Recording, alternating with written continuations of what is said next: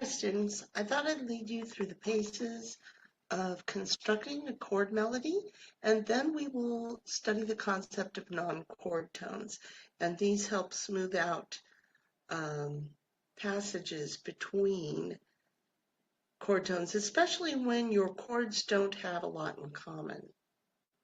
So what I'm going to do is I'm going to walk you through a little bit of a template, and you can see a good process to take, because I know you're beginning to sort out what you want to do for a composition. And again, this needs to be very, very simple. This is not the next big song. This is not something you are going to be measured by for the rest of your life. If you were, nobody would write music, period. You're just getting out there and just practicing. I really, really want to encourage you to just practice. Okay. So say I want, this is one way to write a melody, and it's perfectly serviceable. And what I did was I fleshed out 4 measures. Let me see if I can get more of this in the screen. Okay, I've got 4 measures lined up. Let's do 8 measures. And notice that I did not put a time signature here because you don't need to repeat it unless you change. Key signatures will always be there. And again, those can change too. But for what you're doing right now, have your key signature in place all the time. You only need one time signature. That's at the beginning. Okay? So I've got 8 measures lined up. And just so I can see what I am doing, I decided to make a little chord map where I wrote out each chord of the scale. We're in C major, and then I fleshed out the chords that would be built on each scale degree. And if you watched my 5/7, well, the 7th chords, the dominant 7th, major 7th, minor 7th, etc., you will know that a 5/7 chord is an option on scale step 5. So I wrote that in parentheses. So say I take a very common chord progression, and I'm going to do this.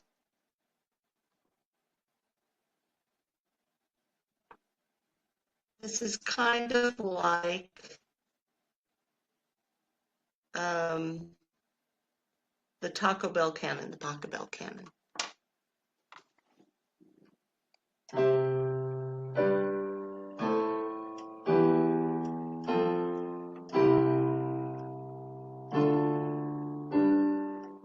I refined it a little, I changed it up a little bit, but it evokes what we call the Taco Bell canon, just because it gets worn out.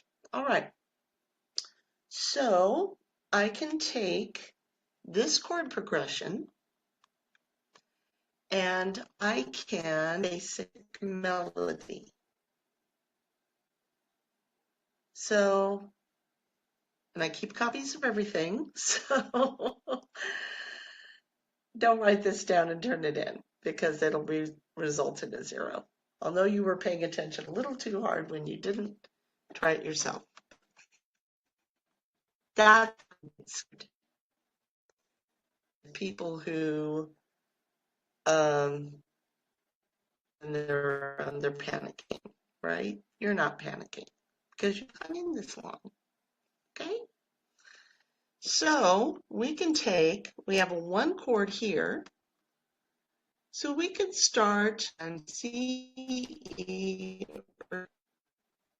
Let's get some practice. And I'm just going to start on scale step 1. And I'm going to start with a half note right now. This is kind of like building with Legos, right? We're going to have a variety of sizes and possibilities here. So then I go to and look at what are possible. Now the 5 is probably better early on, and the 5-7 is really good for the next to last chord. So I'm just going to take G, B, or D, and since I'm here, I'm going to go to B for my 5 chord.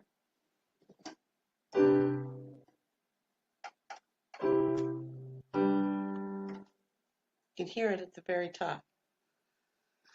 So now I go to my 6 chord, A, C, E. Now I can go down to A, or I can go up to C, or I can jump up to E. But a lot of melodies tend to move by step with an occasional jump or leap. Okay, so I'm going to go back up. I'm going to take the C out of the 6 chord. And then I've got the 3 chord. So I go to my 3 chord. What do I have available? I have E, G, or B. Now I can go to B, but then I would have, it's okay, but what if I went, take the 3rd? Or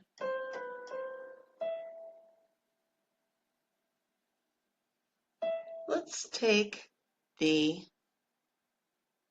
3rd here. So then we go to the F chord. We have F, A, and C. Now we can go up to F, down to C, or down to A. You can go up to A, but how much range are you looking at, right? You have to consider who's doing the solo. Is it on a violin? Is it a voice? Is it on a tuba? Whatever. You have to consider your solo instrument here. I'm going to go down to A.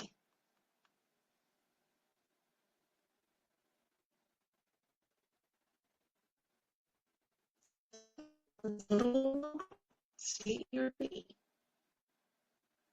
Now I jumped, so I can go down to G, or I could go to C or E, but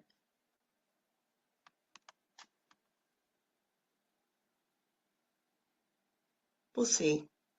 Then we go to our 2 chord.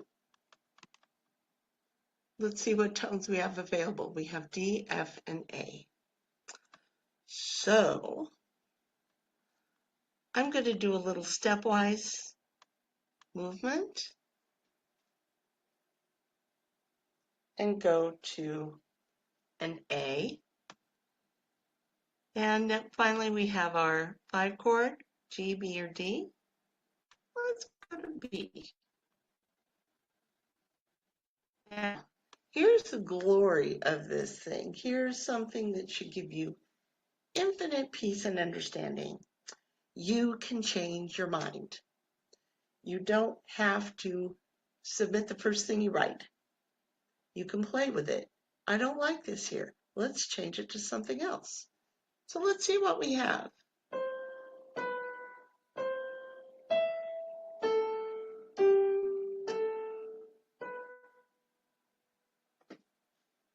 Okay. I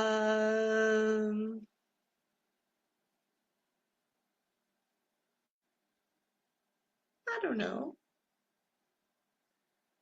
What we can do is go to some other chords. So pick some other tones. What if we go down to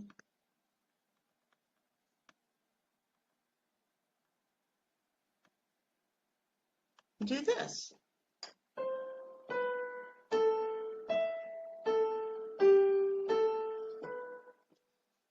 That sounds fun. So I'm going to write this one for a while.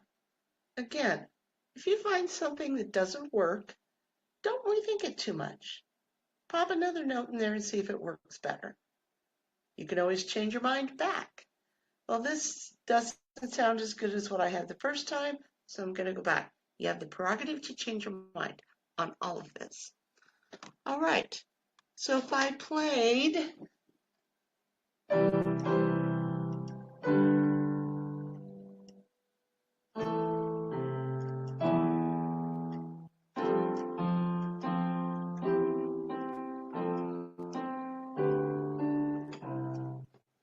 So we've got some possibilities for some chords that come under that. But what I want to do with this right now is show you the possibilities for non-chord tones and some other rhythmic movement. So you don't have to stay on half notes. We can add some rhythmic in. So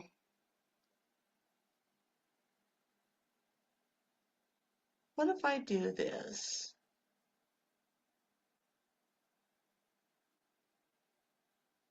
I decide to change the first one to a quarter note and add 2/8.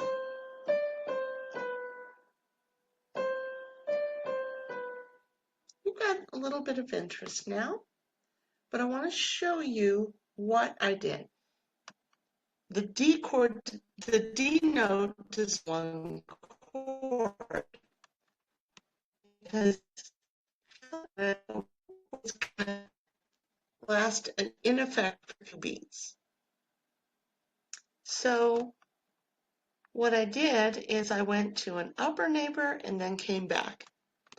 I stepped next door for a cup of sugar and I came home. So we have a name for this D and it's called a neighboring tone. Stepping next door to the neighbor and coming back.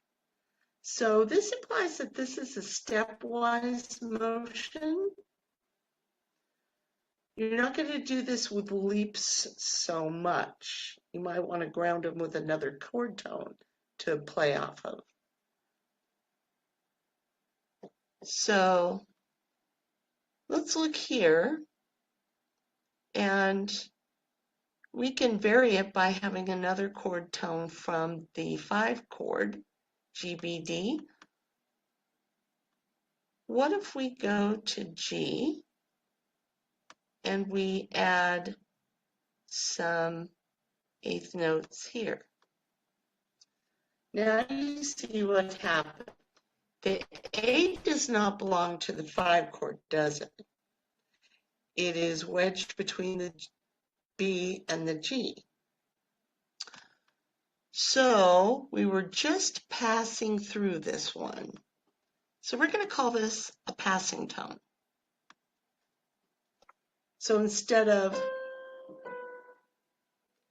now we have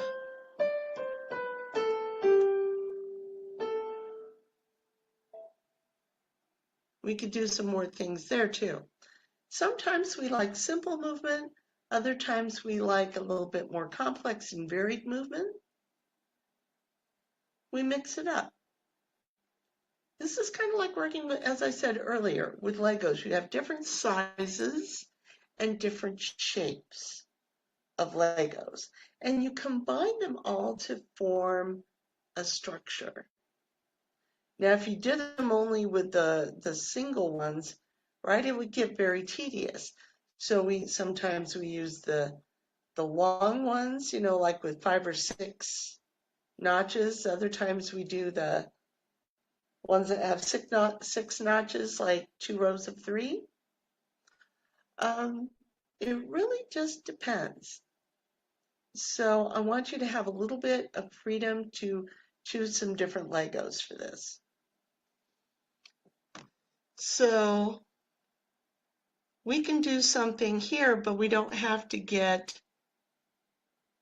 too messy here, like here. We could just do a simple quarter note.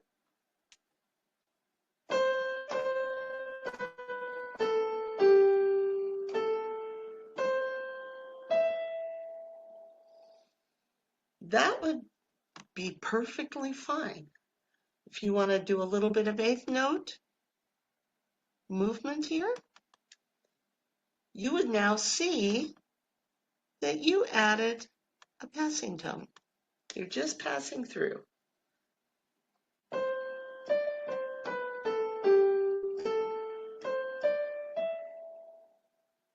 Okay? So here we go to the 4 chord. What if we did something like this? Another chord tone with a passing tone. A and F are both in the 4 chord.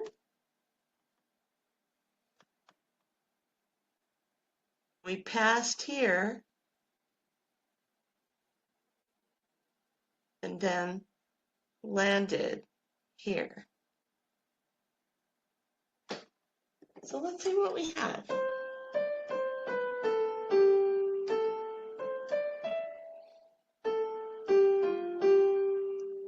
Now it feels like it wants to go on, right? So we can put another chord down here.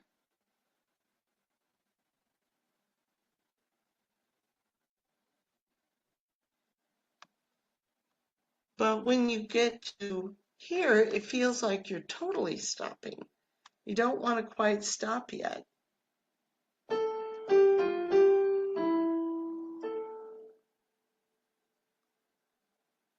You could do a passing tone or have some simple quarter note movement. So I want to show you exactly, go back and talk about exactly what I did. I got a chord map. I mapped out what chords were in my key, including the option of a 5/7. Then I sketched out some basic half notes that went with my chord movement. Then I decided to flesh it out from there and add in stepwise motion both neighboring and passing tones. And these are really associated with stepwise movement. We go back and play the beats on 1 and 3, we have our original structure. 6, 3, 4, 1, 2, 5. Now listen to what we have.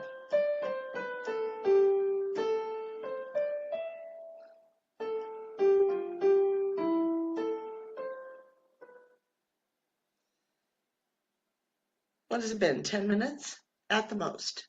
And I explained some concepts. Now, we have the 2 to the 5. That's kind of our half cadence. You will see this 2 in your book as a half cadence. That means it's not finished. It's kind of like asking a question. Now, one thing we might do is when we finish, is to answer the question. So we could take these same chords and do some different stuff in them, and then go here. You're not going to do a straight repetition. It's boring and it doesn't really stretch your brain very much. Now, when we see when we're going from a 1 to a 5/7, here is the option I talked about for the cadential 6/4. So say we know that this is going to be an inverted chord that goes to the 5/7. And say that these are the same. You can have a little bit of repetition, but it's not a strict repetition.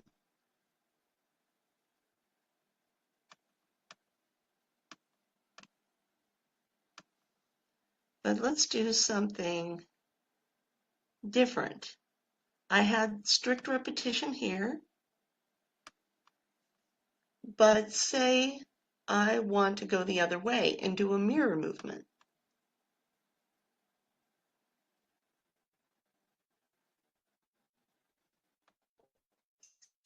Instead of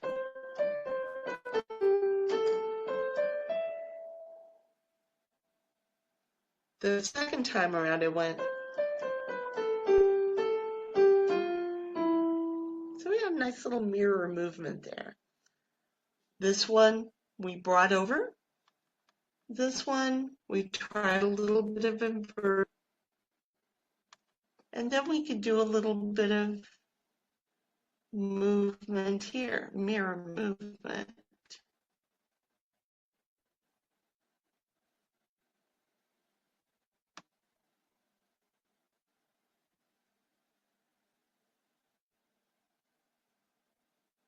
I'm not going to put any, I'm going to mimic the rhythm that I had. So we got some different possibilities in here, and you will see these represented in the book. So let me play you what I've got for this melody. See if I can get some of the chords going too. I really wish I had a swivel chord to go from here to here.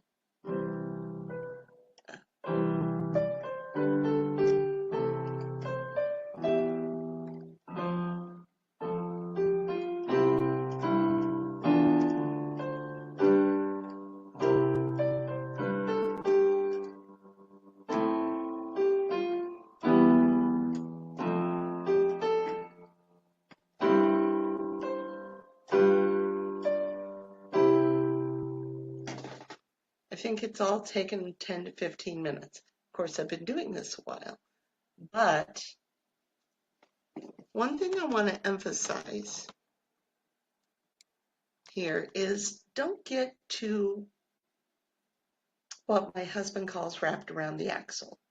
There is solutions to everything that we're doing here. And if there isn't, walk away from for a minute. Go focus on something else. You know, we hear these legends about these big composers like Handel and Bach, and they wrote this in 5 minutes, and Keith Richards waking up from a inebriated nap and getting the initial riff for satisfaction. All that stuff. It happens differently for everyone. So play with a few notes, follow the rules. If you don't like what's happening, you have the right to change your mind. And you have the right to walk away for a few minutes, go do something completely different, give your brain a break, and resume. And you have the right to start over. If you totally don't like what's going on, move it aside, start fresh with a new idea. The streets are littered with song fragments and song ideas that never went anywhere. So don't feel bad if what you're working on first doesn't happen. It's more typical than you think. We're having fun, we're experimenting, we're learning about chords and chord melodies. So in one of my next videos, I will address how to write a non-chord melody. So Until next time, see ya.